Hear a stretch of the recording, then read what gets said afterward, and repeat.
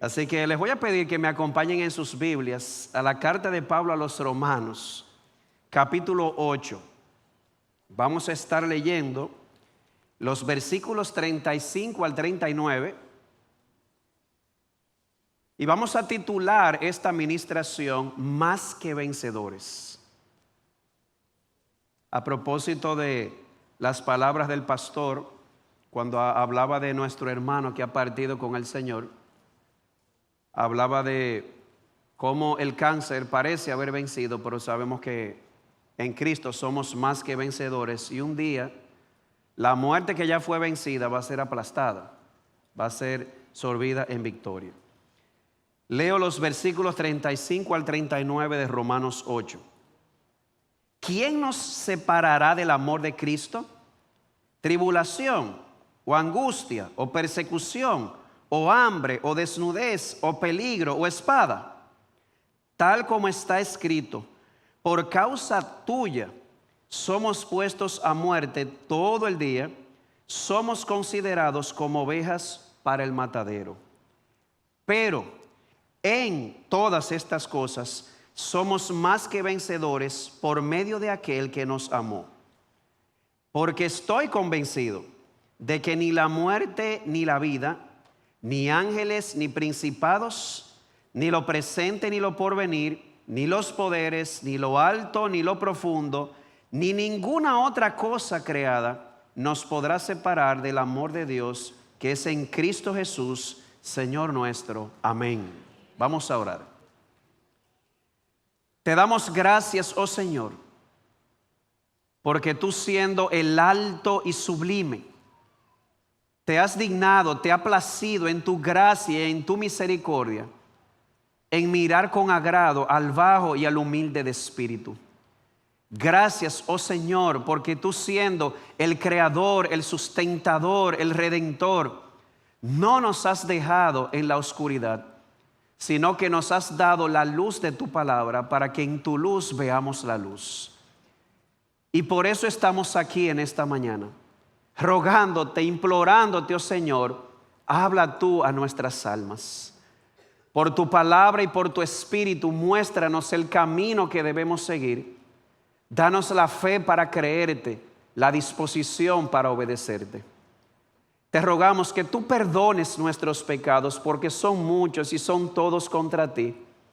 Que no sean estos un obstáculo para que tu palabra traspase nuestras almas como espada de dos filos que es. Ayúdanos, oh Señor, confiados en que Cristo pagó por nuestros pecados, el poder levantarnos y seguir luchando como lo que somos, pecadores, pero perdonados y justificados por tu dulce gracia. Oh Señor, te rogamos que tú me uses. Tu pueblo ha venido aquí a escucharte a ti, no a escuchar sabiduría humana. Por eso te rogamos, ayúdame a ser fiel a la letra y al espíritu de lo que hemos de estar exponiendo. Que tú recibas la gloria, nosotros la edificación y el gozo de verte a ti exaltado entre nosotros. Y si hay alguien aquí que no te conoce, te rogamos que tú le muestres la hermosura de Jesús, de tal manera que salga de este lugar confesando con su boca y creyendo en su corazón que Jesús es el Señor, para gloria tuya. Porque te rogamos todas estas cosas en sus méritos. Amén.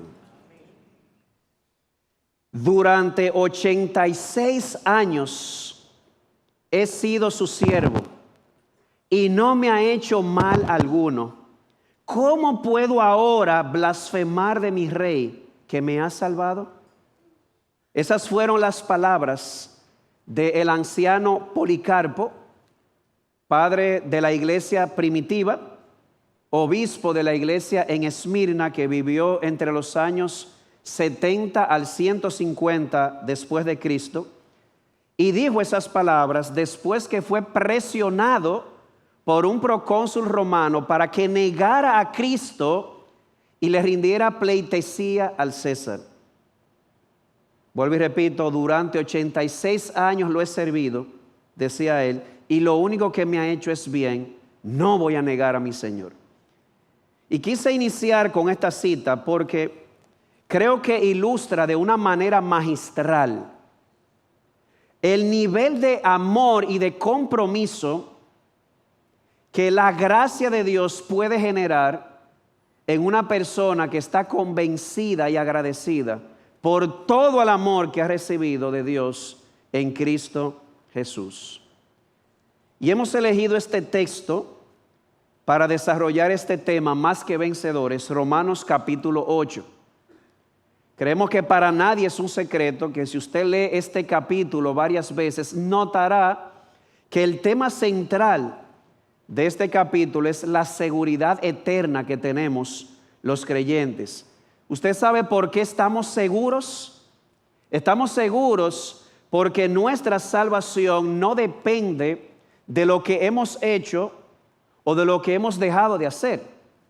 Nuestra salvación es segura por lo que Dios ha hecho por nosotros en Cristo y por lo que Él sigue haciendo y seguirá haciendo por nosotros y en nosotros a través del Espíritu Santo. Así se resume este capítulo. Y para cerrar con broche de oro y sobre todo con el propósito de aumentar más nuestra seguridad, Pablo cierra este capítulo con 5 preguntas retóricas. No podemos tratarlas todas, pero vamos a enfocarnos en la última de ellas. Esta que dice, vuelvo y repito en el verso 35, ¿quién nos separará del amor de Cristo? Y vamos a sacar de este texto que hemos leído 3 verdades. 3. Primero, vamos a ver que estamos unidos a Cristo.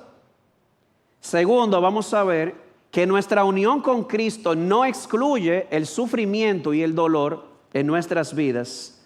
Y tercero, que a pesar del sufrimiento y el dolor, somos más que vencedores por medio de aquel que nos amó. Comencemos con lo primero. Primera verdad que sacamos de este texto: nosotros estamos unidos a nuestro Señor Jesucristo. Note que él empieza con una pregunta: ¿quién nos separará del amor de Cristo? Como ya se dijo, es una pregunta retórica. Es decir, Pablo está dando por hecho una afirmación que está ahí dentro de la pregunta o de manera implícita. Al decir ¿quién nos separará?, él está afirmando de manera implícita que nosotros estamos unidos a Cristo.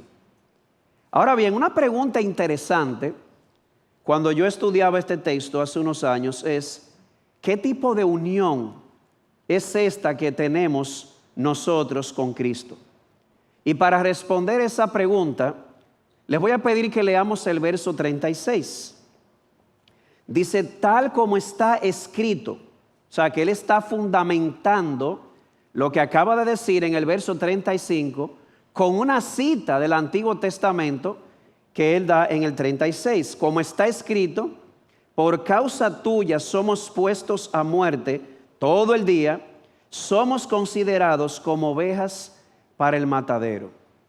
Y usted dirá, ¿y en qué forma ese salmo me ayuda a entender el tipo de unión que tenemos con Cristo? Bueno, si usted va a ese salmo, específicamente lee el verso 17, usted va a tener la respuesta. Recuerde que Pablo está fundamentando lo que acaba de decir en este salmo. Y ese salmo, específicamente Salmo 44, en el verso 17 dice lo siguiente: todo esto nos ha sobrevenido, pero no nos hemos olvidado de ti, ni hemos faltado a tu pacto. Esa es la palabra clave. Estamos unidos a Cristo, pero no es, en términos ilustrativos, una unión libre.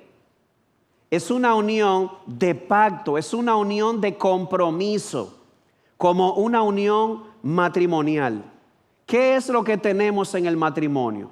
Precisamente una unión, y no una unión libre o sin compromiso, es una unión bajo pacto, donde un hombre y una mujer prometen con juramento delante de Dios y testigos que uno se compromete con el otro a amarla, a cuidarla, a sostenerla, y la otra se compromete con el uno diciendo: te voy a amar, te voy a respetar, estar unidos hasta que la muerte nos separe.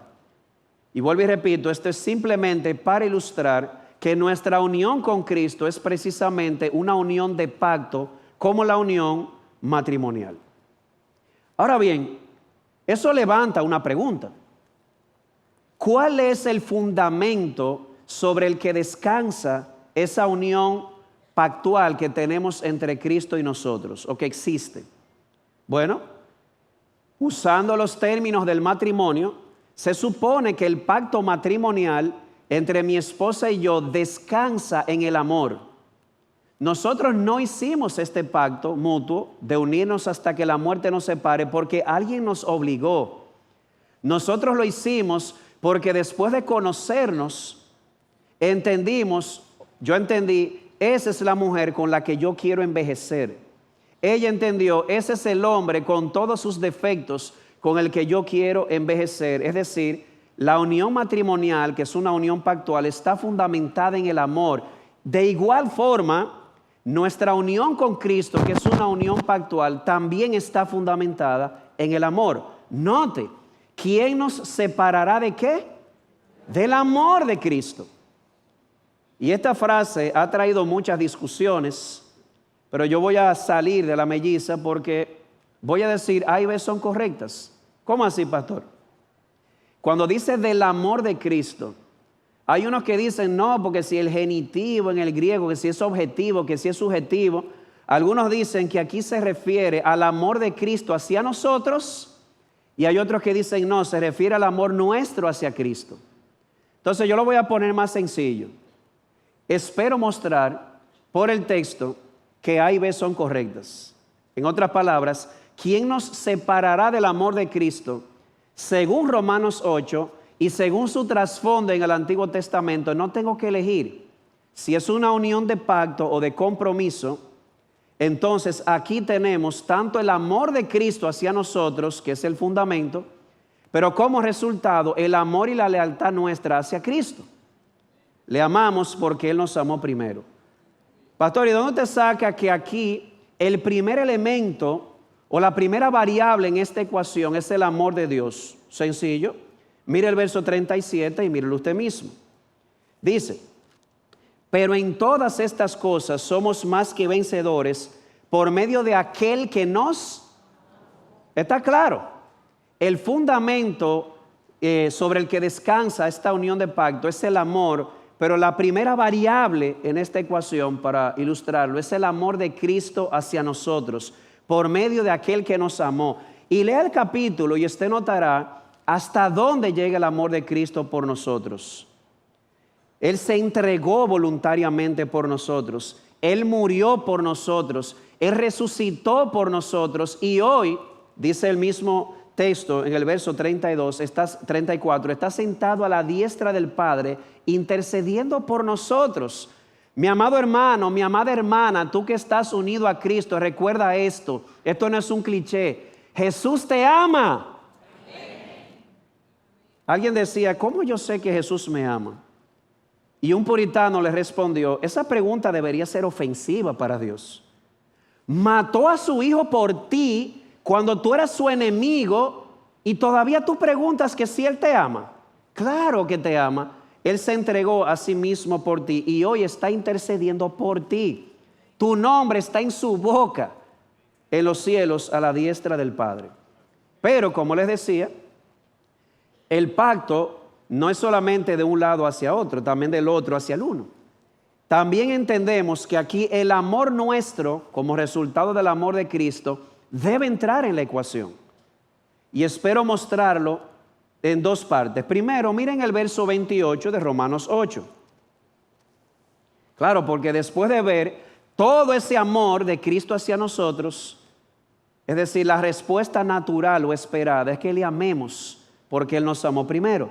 Dice el verso 28, y sabemos que para los que aman a Dios, todas las cosas cooperan para bien, esto es, para los que son llamados conforme a su propósito. Sí, el amor de Cristo hacia nosotros se entregó por nosotros, resucitó por nosotros, intercede por nosotros y como resultado, nuestro amor por Él y nuestra entrega, nuestra lealtad, Y qué interesante que se use la frase amor y lealtad, porque el Salmo 44, ¿recuerdan ese salmo que Pablo está citando aquí?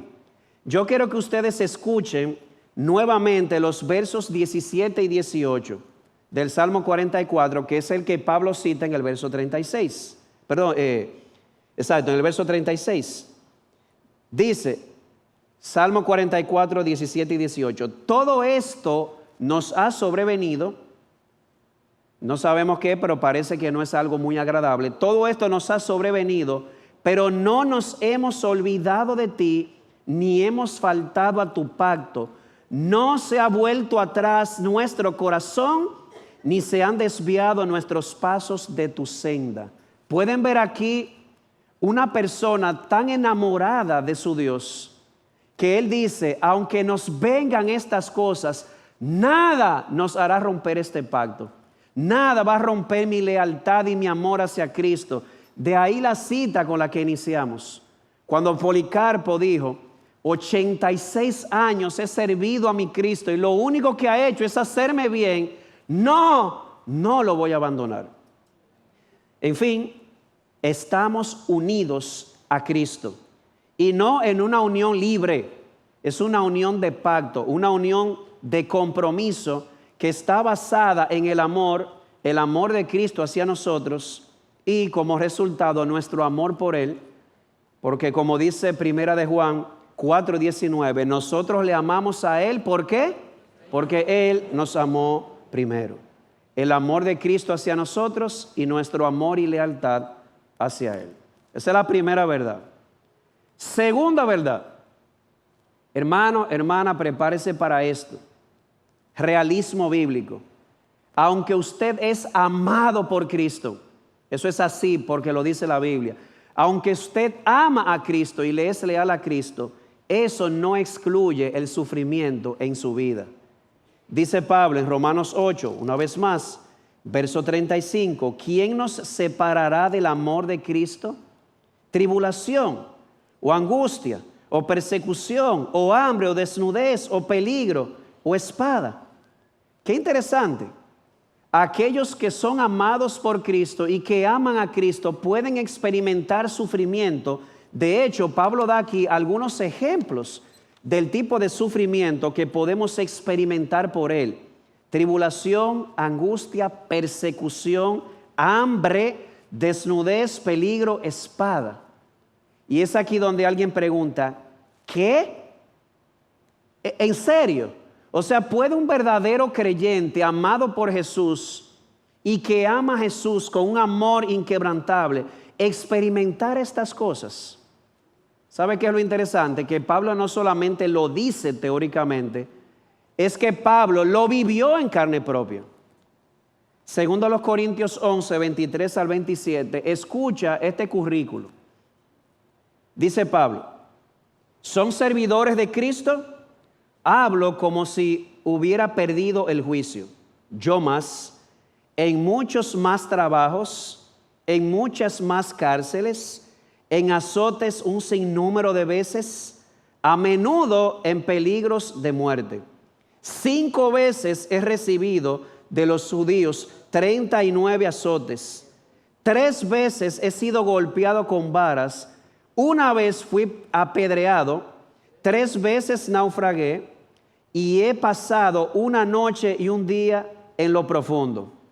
Con frecuencia en viajes, en peligros de ríos, peligros de salteadores, peligros de mis compatriotas, peligros de los gentiles, peligros en la ciudad, peligros en el desierto, peligros en el mar, peligros entre falsos hermanos, en trabajos y fatigas, en muchas noches de desvelo, en hambre y sed, a menudo sin comida, en frío y desnudez. ¿Lo ves? De hecho, algo extra bíblico, pero lo que dice la tradición de la iglesia es que Pablo selló este testimonio cuando fue martirizado en el tiempo de Nerón. Es decir, que él murió a pesar, o fue asesinado a pesar de que Cristo lo amaba y él estaba convencido de eso, y a pesar de que él amaba a Cristo de una manera inquebrantable. Y es aquí donde alguien puede decir, es que eso como que no tiene sentido. Que una persona que ama a Cristo y que es amada por Él, sufra cosas como estas. Mi hermano, no es solamente sí, te voy a decir lo más chocante. Oye, es que a veces, por el amor que le tenemos a Cristo, experimentamos esto. No es solamente que es posible que suframos eso por Él, es que a veces sufrimos eso por amar a Cristo. Verso 36, tal como está escrito, por causa tuya somos puestos a muerte todo el día. Mis hermanos, el martirio de los apóstoles pudo haber terminado si ellos decían en el Coliseo, ok, César es Señor. Pero ellos no lo podían decir, ellos estaban convencidos de que Jesucristo es el Señor. Mátame si tú quieres, pero Él murió por mí, Él resucitó, yo lo vi con mis ojos, haz lo que quieras, pero no lo voy a negar. Pablo estuvo dispuesto a ser martirizado por esto, por su amor hacia Cristo. Y algunos tienen la impresión, y así lo enseñan, de que por el hecho de ser cristianos no vamos a sufrir, y resulta que dice Pablo que a veces es todo lo contrario. Por ser cristianos en un mundo como este, por amarlo a Él y por Él amarnos a nosotros, en este mundo caído o de este lado de la gloria, vamos a experimentar dolor, vamos a experimentar sufrimientos, y a veces sufrimientos como estos que se han descrito aquí. Pero falta la tercera verdad, la más hermosa y gloriosa en todo el texto. ¿Cuál fue la primera? Estamos unidos a Cristo en una unión de pacto donde Él nos ama y lo amamos a Él y le somos leales. 2, esa unión de pacto o de amor no quita que vamos a sufrir y que ese sufrimiento muchas veces será por ese amor. 3, a pesar de que esas cosas pueden venir a nuestra vida, somos más que vencedores. Verso 37, pero qué interesante, en todas estas cosas somos más que vencedores. Por lo tanto, aunque esas cosas vengan a nuestra vida, eso no significa que nosotros somos dignos de lástima y de conmiseración. Olvídese de eso. No somos dignos de lástima y conmiseración. Muchos creyentes, tristemente, mal enfocados o mal enseñados, tienen la noción de que si experimentamos sufrimientos, dolor, privaciones en este mundo, entonces somos fracasados o somos derrotados. Pero no es así. Lamentablemente esa fue la interpretación de aquellos que iban camino a Emaús. Ellos pensaban que todos los males situacionales que habían experimentado durante esa pasión de Cristo significaba derrota, significaba que más que exitosos eran unos fracasados, pero lejos de la verdad. Dice Pablo aquí, en otras palabras, nosotros no somos victoriosos cuando nos sacan de ahí. Nosotros somos victoriosos aún estando dentro. Nótelo, en estas cosas somos más que vencedores. Y algo que llama la atención es aquí donde la gramática se vuelve devocional. La frase más que vencedores es una sola palabra en griego, huper nikomen, es decir, más que vencedores se traduce, pero el prefijo huper significa por encima. Y cuando estudiaba esto, la imagen que llegó a mi mente para ilustrarlo es la figura del águila.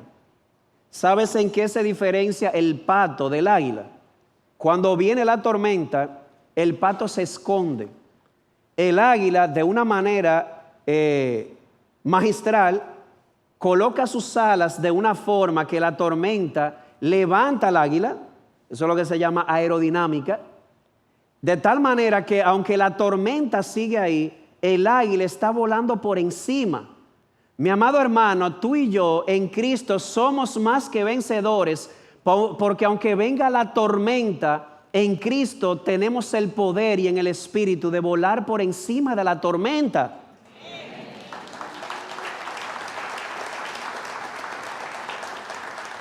Y uno de mis textos favoritos a propósito del águila, y no tiene que ver con el Cibao, porque yo no soy aguilucho. Aunque usted no lo crea, yo soy escogidista. Pero bueno, el punto es, uno de mis textos favoritos a propósito del águila, los que esperan en el Señor, dice Isaías 40, ¿qué dice? Ellos ni se fatigan ni se cansan. Ellos van a correr, pero no se van a cansar. Levantarán alas como las águilas. ¿Sabes qué? ¿Cómo se traduce eso en la vida diaria? Ahí está el jovencito, creyente, experimentando el dolor, porque su papá y su mamá se divorciaron y de una manera traumática él tiene que vivir eso. Y él está orando, Señor, resuelve este problema. Al otro día él abre los ojos y el problema sigue ahí. Pero de una manera sobrenatural, el joven tiene fuerzas para el nuevo día.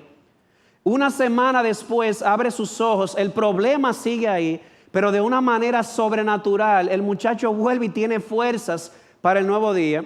Un año después, él sigue orando, el problema sigue ahí, pero él tiene nuevas fuerzas, porque los que esperan en el Señor tendrán nuevas fuerzas, levantarán alas como las águilas. Mi amado hermano, eso es ser más que vencedor. Que a pesar de lo que venga, a pesar de las circunstancias, puedo mantenerme firme en Cristo y Él me dará las fuerzas para enfrentar lo que venga. Eso es ser un vencedor. Y alguien se pregunta, ¿y por qué? ¿Por qué somos más que vencedores? Porque hay una razón en todo esto. Y voy a mencionar dos que salen de Romanos 8. La primera razón por la cual somos más que vencedores en esas cosas es porque Dios va a usar esas cosas para cumplir su propósito en nosotros. ¿Cómo? Somos más que vencedores porque Dios va a usar todo ese dolor, ese sufrimiento, para cumplir su propósito en nosotros. Pastor, dígame, ¿de dónde saca eso? Versos 28 y 29. Muy conocido el texto. Y sabemos que para los que aman a Dios, todas las cosas cooperan para bien, esto es, para los que son llamados conforme a su propósito. Sabemos que aquellos que son amados por Dios y que aman a Dios, Dios está trabajando en todas las cosas, en lo agradable y en lo desagradable, para cumplir su propósito en nosotros. Eso es el bien. Ahora bien, la pregunta del $1.000.000, ¿y cuál es ese propósito? Esa es la pregunta. Verso 29. Porque a los que de antemano conoció, también los predestinó a ser hechos conforme a la imagen de su Hijo, para que Él sea el primogénito entre muchos hermanos. Ese es el propósito de Dios para tu vida. ¿Han oído esa frase? Dios te ama y tiene un maravilloso plan para tu vida. Sí, ese plan no necesariamente es quitarte el dolor. Ese plan es usar el dolor para que Cristo sea formado en ti. Tú y yo no fuimos predestinados para vivir cómodos. Claro que Dios tiene el poder para librarte del sufrimiento si Él quiere, y lo hará si eso cumplirá su propósito en ti. Pero el compromiso de Dios con nosotros es este: Él usará, venga lo que venga, para hacernos más como Cristo. Para eso fuimos predestinados. Ahí estás tú diciendo, Señor, cámbiame la circunstancia. Y Dios dice, no, la voy a dejar para cambiarte a ti. Porque tú y yo somos más importantes para Dios. Nosotros somos más importantes para Dios que nuestra circunstancia. Por esa razón, a veces Él permite la circunstancia para cambiarnos a nosotros. Piensen en Job por un momento. Lo ilustra de una manera magistral. Dice la historia de Job que él lo perdió absolutamente todo. Perdió sus riquezas, perdió a sus hijos, perdió su salud, perdió hasta el sueño, y cuando dormía le daban pesadillas y hasta la esposa se le puso en contra, en cierto sentido. Y en todo esto, ¿qué hizo Job? Job 1:25. Él dijo, el Señor dio y el Señor quitó, bendito sea el nombre del Señor. Te dice, ¿y qué puede llevar a Job a decir algo así? Oh, él estaba mirando algo más. Según Job 1:26, voy a leer en la Reina Valera porque ahí se resalta lo que quiero enfatizar. Dice Job 1:26 en la Reina Valera: en todo esto no pecó Job, ni atribuyó a Dios despropósito alguno. ¿Usted está oyendo eso? Job experimentó todo tipo de dolor y privación, pero él pudo decir en contra y totalmente contrario a lo que el diablo había pronosticado. Él dijo: Jehová dio, Jehová quitó, sea su nombre bendito. ¿Por qué? Porque él sabía que en Dios no hay despropósito. Él sabía que aunque él no lo entendiera todo, aunque él no lo pudiera ver, Dios tenía un propósito con él. ¿Y sabe cómo termina el libro? Job 42. Mira qué hermoso. Job 42:2. Del primer capítulo, no hay despropósito en Dios. Miren cómo termina el libro, Job 42:2. Ahora Job dice: yo sé que tú puedes hacer todas las cosas. ¿Cómo se llama eso? Omnipotencia. Y ahora agrega: y que ningún propósito tuyo puede ser estorbado. Oye esto: yo sé que todo lo puedes. Nuestro Dios es omnipotente. Él hace lo que Él quiere en los cielos y en la tierra, y nadie puede detener su mano. Pero Job dice: y ningún propósito tuyo puede ser frustrado. Claro que Dios con su poder te puede sacar del sufrimiento, pero Dios no ha prometido que siempre lo va a hacer. Dios no ha prometido usar su poder para sacarte siempre del dolor. Él puede hacerlo, pero lo que Él sí ha prometido es que va a usar todo su poder para que su propósito se cumpla en ti. Es ahí donde se ve la omnipotencia de Dios. Nada ni nadie va a poder frenar el propósito de Dios. ¿Por qué? Porque Él hace todo cuanto quiere. Y Él quiere tomarte a ti y tomarme a mí y hacernos más como Cristo. Ese es su proyecto para nosotros. Y la buena obra que Él comenzó la terminará hasta el día de Cristo. Hermano, mira, puede ser que la crisis de 2020 te haya quitado el trabajo, te haya quitado muchos bienes, te haya quitado hasta la salud. Pero si tú, por la gracia de Dios, te has mantenido firme, y como Job tú puedes decir: ahora es que yo lo veo, entonces tú no perdiste, tú ganaste. Aunque hayas perdido todo eso, si saliste de ahí más parecido a Jesús, tú ganaste. Pastor, ¿y por qué tú lo dices así? No, es Pablo que dice que en todas esas cosas somos más que vencedores, porque Dios obrará en todas las cosas para hacernos más como Jesús. Pero hay algo más. Y es la razón más directa. Somos más que vencedores en todas esas cosas, porque ninguna de ellas nos podrá separar del amor de Dios que es en Cristo Jesús. Leo nuevamente. Pero, dice el 37, en todas estas cosas somos más que vencedores por medio de aquel que nos amó. ¿Por qué? Porque estoy convencido. Esto no es una simple probabilidad. Estoy convencido, dice Pablo, ¿de qué? De que ni la muerte, a propósito de nuestro hermano que ha partido al Señor, más que vencedor, porque ni siquiera la muerte lo pudo separar de su pastor. Hoy está con Cristo. Ni la muerte ni la vida, ni ángeles, ni principados, ni lo presente, ni lo porvenir, ni los poderes, ni lo alto, ni lo profundo, ni ninguna otra cosa creada nos podrá separar del amor de Dios que es en Cristo Jesús, Señor nuestro. Nada va a hacer que el amor de Cristo por ti se rompa. Su amor es eterno. Él seguirá amándote.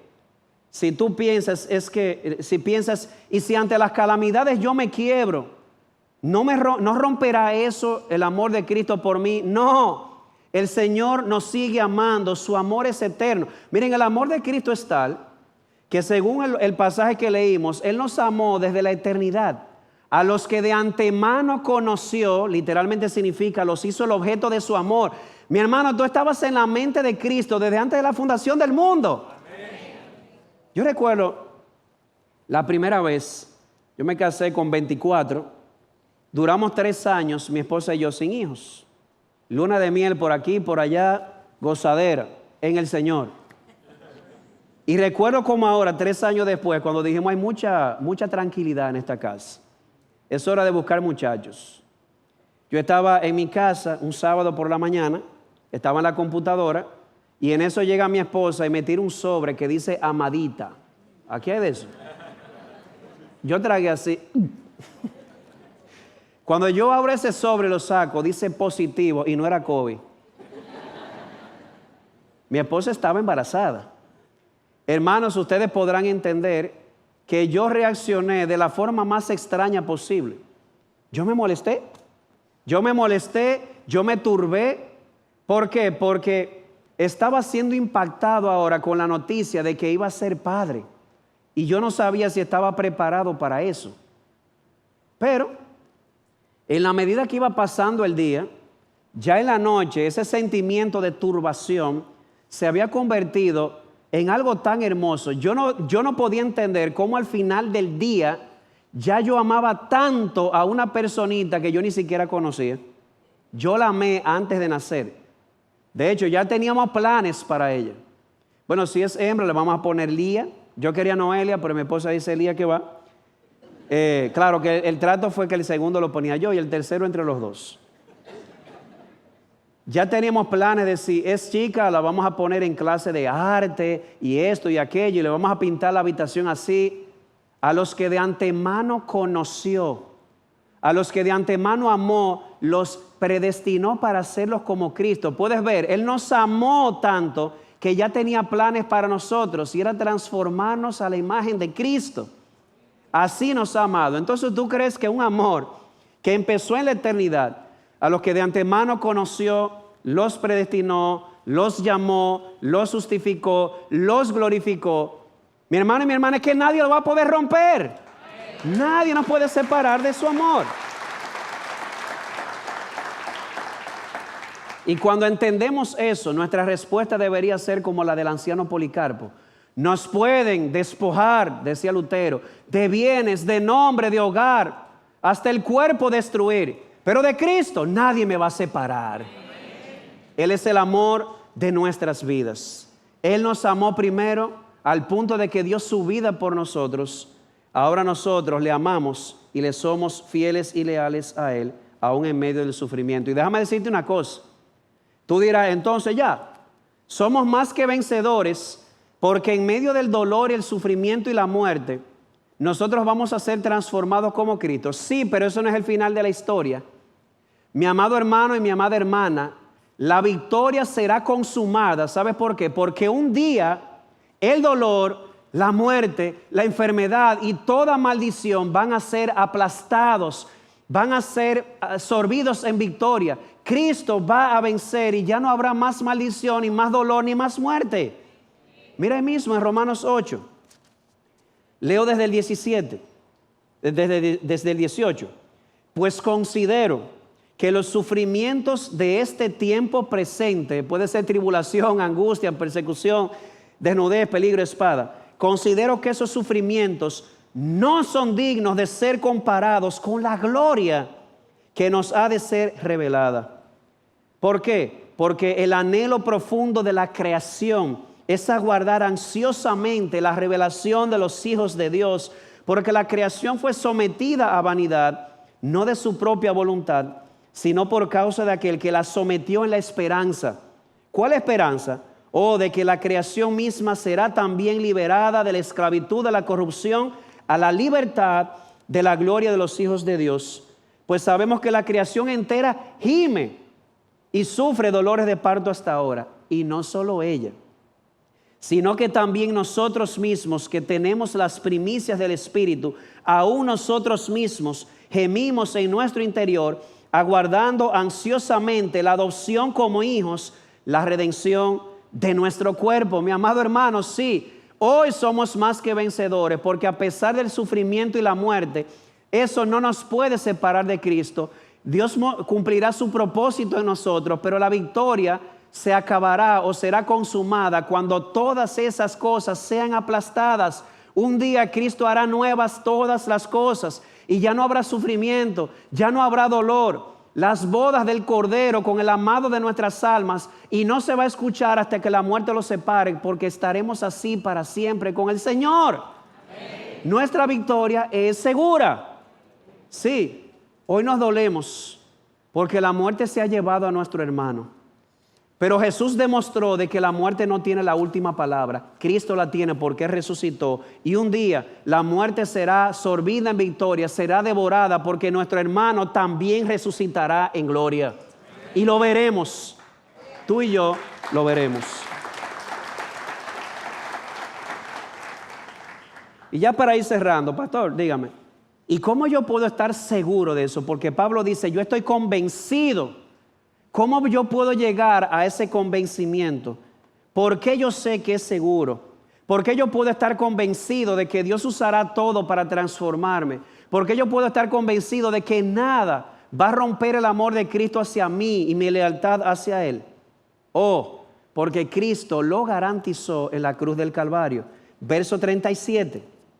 Pero en todas estas cosas somos más que vencedores por medio de aquel que nos amó. Es que todas las promesas de Dios para ti son sí y amén, porque Jesús pagó por ellas en la cruz. Su amor por ti y por mí fue tal que en la cruz del Calvario Él dijo, Dios mío, ¿por qué me has desamparado? Para que tú y yo no tengamos que decir eso. Él experimentó el dolor, el sufrimiento y la muerte para darnos vida y vida en abundancia. O como dice el verso 32, si Dios no escatimó a su propio Hijo, sino que lo entregó por todos nosotros, ¿cómo no nos dará también juntamente con Él todas esas cosas que se nos han prometido? Él hizo lo más difícil, entregar a su Hijo, a su amado, mientras Él lo estrangulaba bajo el peso de su ira. Y Él decía, si es posible que pase de mí esta copa. Y el Padre decirle, no es posible para que lleves tus muchos hijos a la gloria. El Padre tener que hacer lo más difícil y ahora tú y yo vamos a pensar que Él no va a cumplir el resto de sus promesas. Claro que las va a cumplir. Si no escatimó a su Hijo, también nos concederá juntamente con Él todas las cosas. Amado hermano, amada hermana, después de haber escuchado todo esto, ¿todavía tú dudas de que tu salvación está segura en las manos de Dios? Si tuviera manos tuyas y manos mías, tenemos todas las razones para dudar, pero ya hemos visto que están en las manos de Dios. Si el Dios que garantiza nuestra glorificación nos amó incondicionalmente desde la eternidad, ¿qué te hace pensar que Él dejará de amarte porque en un momento te quebraste en medio del sufrimiento? No, Él sigue amándote. Ahora el reto es, sigamos amándole a Él, porque Él nos amó primero. Y cuando la duda te asalte, piensa en todo esto y di como Pablo, yo estoy convencido. El convencimiento nuestro no es un sentimiento subjetivo, se basa en lo que Dios ha dicho en su palabra. Y termino con estas líneas de una famosa canción cristiana que dice así: la voz de los derrotados siempre suena convincente para enfriarle la fe a aquellos que están calientes. Por eso es que he decidido no escuchar a un perdedor, porque en Cristo he aprendido que soy más que vencedor. Termina la cita. Así que quiere el Señor usar estas cosas para aumentar nuestra confianza y ayudarnos incluso a experimentar o enfrentar el sufrimiento con una mente de esperanza. Y si hay alguien aquí que no es cristiano, yo quiero decirte esto: Cristo entregó su vida para darte vida en abundancia.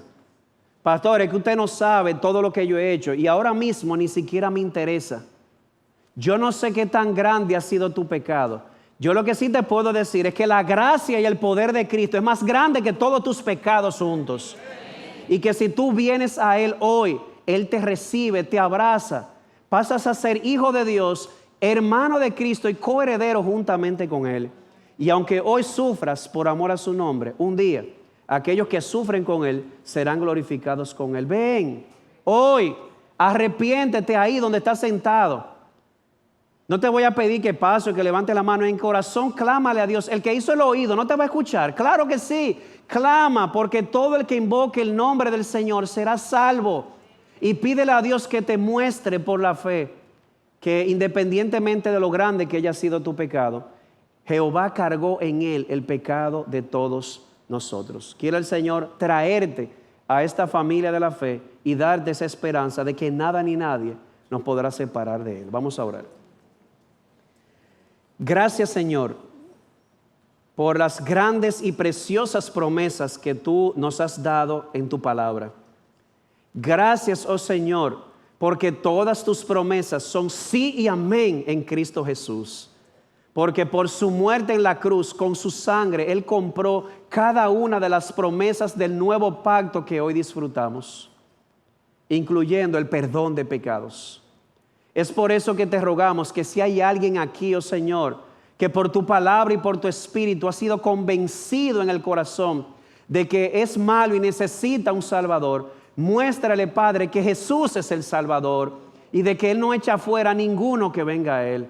Oh Padre, que no salga de este lugar sin confesar a Jesucristo como Señor y Salvador. Y aquellos que ya hemos creído, sí Señor, hemos tenido que experimentar la cruda realidad de que por causa de Cristo muchas veces sufrimos, pero también hemos saboreado la dulce verdad de que aún en estas cosas somos más que vencedores. Porque en todas estas cosas nos has estado transformando a la imagen de Cristo. Señor, permítenos ver a Cristo cada día más formado en nosotros, que hablemos más como Él, que vistamos más como Él, que actuemos más como Él. Aumenta nuestra confianza, como la confianza que Él tuvo en los días, oh Señor, de su humillación. Te rogamos, oh Padre, que salgamos de aquí con una nueva visión tuya de Cristo, del sufrimiento, de tal manera que podamos decir, en Cristo somos más que vencedores. Y sigue, oh Señor, fortaleciendo nuestra esperanza mientras llega aquel día en el que Cristo hará nuevas todas las cosas y ya no habrá más dolor, más maldición, más muerte. Ese día en que los sufrimientos que experimentamos ahora ni siquiera se comparan con lo que tendremos en Cristo. Como iglesia decimos que venga pronto el Señor Jesús, porque te rogamos todas estas cosas en su nombre y por sus méritos. Amén. El Señor les bendiga.